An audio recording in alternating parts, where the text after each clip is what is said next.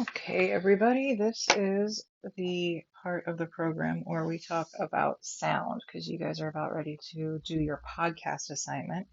So, we're going to just look at a couple of elements of sound, things to keep in mind when you're coming up with your podcast. Again, I'll be flying through some of these slides because they are activities that we do in class that we are not going to do outside of class. Like I mentioned when we did our Zoom meeting, this is where we would be watching Hannibal and talking about the sound design of that show.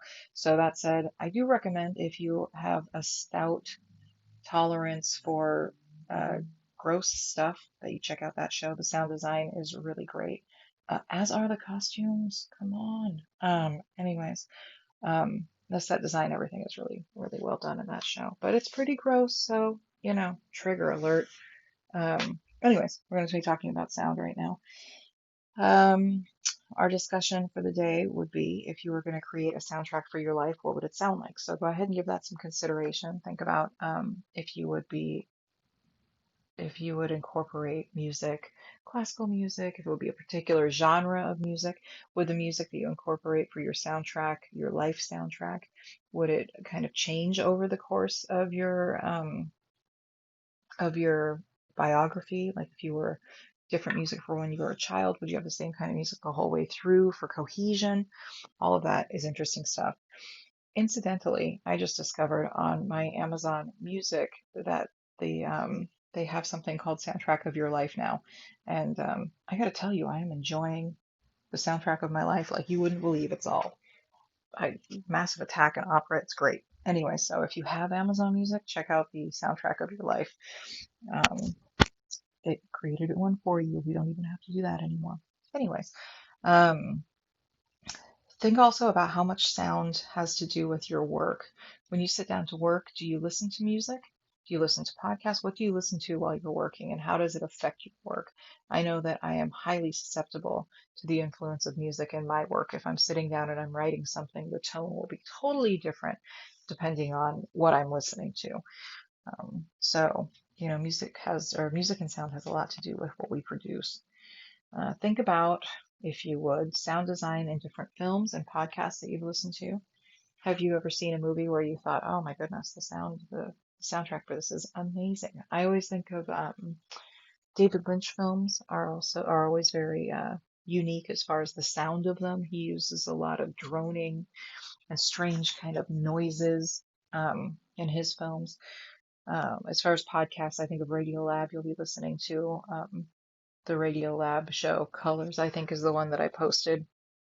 And they sometimes Radiolab is a little overproduced and there's too much in the way of noise, but sometimes they use it very effectively. So there's that. When you are doing your podcast, you are going to be considering using sound. And when you are choosing the sounds that you want to incorporate, there's some things you need to think about. We're going to be talking about the purpose of sound, the dimensions of sound, and types of audio for the web.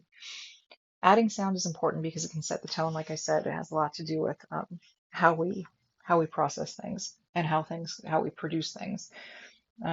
Sound also focuses listeners' attention. It can add tension. It can add comic relief. I also show clips from Portlandia at this juncture in class because Portlandia is the only thing I can think of that uses sound. I mean, aside from like Scooby Doo, comics, cartoons, they use sound for comedic purposes. You have that sound like a slide sound, like you're slipping on a banana peel, or I always call it tin cans. I don't know why, but when Scooby and Shaggy are like running in the air because they're scared and they're not going anywhere, it's like it's this weird kind of, I think it's a bongo drum that makes the sound of them like running in air, trying to get away from something because they're scared.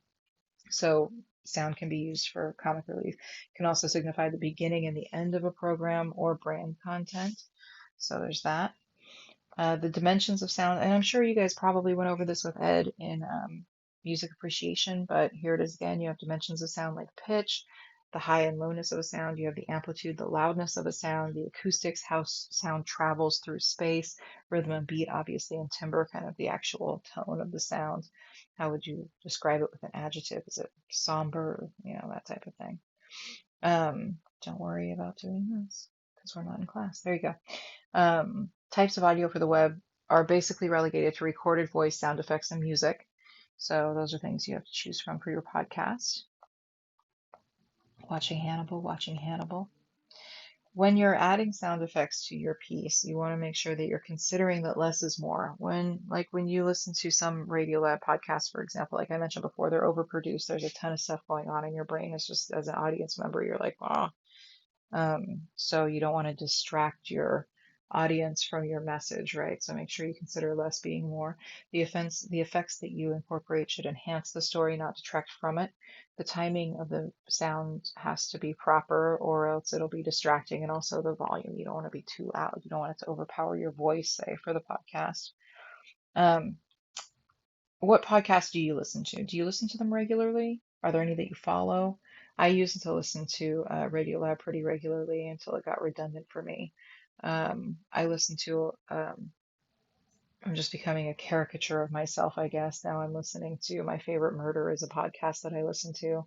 I also listen to a podcast called Revolutions, which is a historical podcast. This guy, his specialty is revolutionary history. So he does a season based on every season is a different revolution. So he has a season on the French Revolution, he has one on the English Civil War, he has one on the American Revolution, all over the place. So those are the ones that I follow regularly. You have on today's classroom page, you have a couple of podcasts. You have the 99% Invisible podcast that I told you about, was about the sound design for Hannibal. And you also have a Radiolab. So go ahead and listen to those today when you're done listening to this lecture. And then you're going to be writing up a paragraph about which was successful, why it was successful, and which was, if they were successful, sorry, scratch all that. You're going to be writing a paragraph about whether or not the podcasts are successful and why or why they aren't. So make sure you get that turned in. For your major assignment, you're going to be making a podcast of your own. You're going to create and produce a podcast that is 3 to 5 minutes long. Minutes long too. So make sure that you choose a topic that you're comfortable discussing. You can choose any topic you want. Like I said, I don't offend easily. But you got to tell this story or communicate your message through narration or interview with sound. So go ahead and capture your story, capture your audio story ideas. Your book, your little blue book says create a podcast storyboard. I think that's weird because storyboards are visual to me.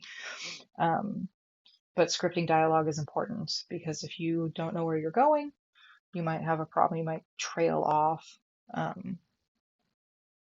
But your podcast storyboard can include things like having the introduction of your topic, some kind of teaser. I don't understand using podcast storyboard images. That doesn't make any sense to me. But it can help you pace your story. If you want to have a partner, like the podcast, the student podcast that I posted, that's my student John and his brother talking about Star Wars. Make sure, again, don't go past 5 minutes. Script your dialogue if you want to, but make sure if you do script your dialogue that you avoid sounding like a robot. Right? You don't want to use stilted language. You don't want to you don't want to do information dumping. I always think of CSI. When you watch a CSI show and you come back from a commercial, all of a sudden one of the characters is like, "Oh, we found the body," and they give this information dump. Like they're assuming you just started watching, and it's really irritating for me because, I sat through the whole entire first half hour of that CSI show and I don't need somebody information dumping on me in the second half, but that's okay. Make sure you're not just kind of sounding like a politician giving a speech. Make sure that you're not having too much chit chat if you are having some kind of dialogue style, if you're doing dialogue. And then you don't want all of your speakers in your podcast to sound the same. You don't want the language to be a blanket type of language. So make sure everybody has their own voice. When you record, make sure you're recording, common sense, in a quiet place. Use your pauses. Don't be shuffling papers around. You can record in segments so that you can go back and edit. If you're using music, make sure that the lyrics aren't distracting and make sure you introduce yourself. When you're interviewing, you want to make sure that you're prepared for the interview. If you choose to interview, make sure that you're prepared for the interview. You've got phase questions that kind of open up. So at first, it's just kind of a basic tell me about, and by the end, you're asking questions that are evaluatory. And make sure you're prompting the interviewee. If you're in an interview and you're asking someone yes or no questions, you might only get a yes or no answer, and that is boring to listen to. You want to make sure that you're encouraging your interviewee to open up and discuss things. You're not in class. So there you go. You're going to be sharing this with me, and we're not going to be playing this in class. This is all on the actual assignment. So it's not due in November. It's going to be due when I told you it was due. So there's that. If you have any questions, comments, or concerns about this assignment, go ahead and contact me. I know sometimes it gets dodgy if you send me something that I can't open, but just get me your work on time and we will handle it as it comes. That is it for this mini lecture. Have a good day.